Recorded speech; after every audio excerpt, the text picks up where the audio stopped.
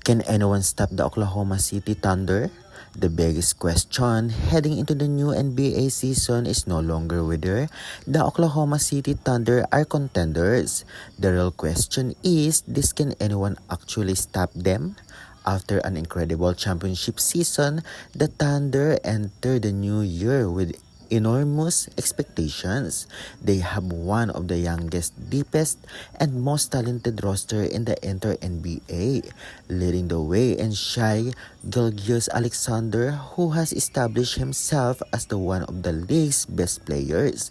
His ability to score, create plays, and stay calm under pressure has made Oklahoma City one of the toughest teams to beat. The Thunder also have another rising star in Chet Holmgren.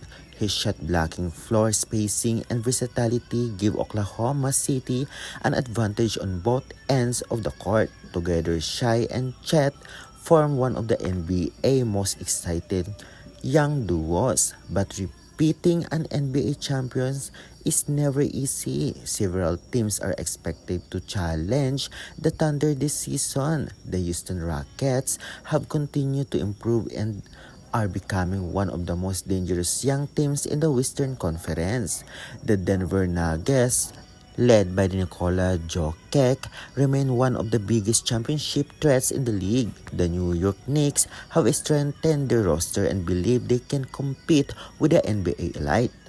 And of course, the Los Angeles Lakers will always be part of the championship conversation whenever they have a healthy roster and experienced leadership.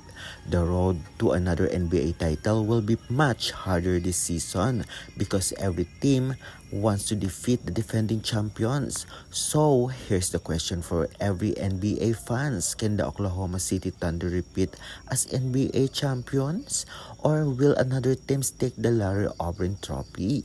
Tell us your prediction in the comment section. Don't forget to like, subscribe for more NBA updates. Thank you.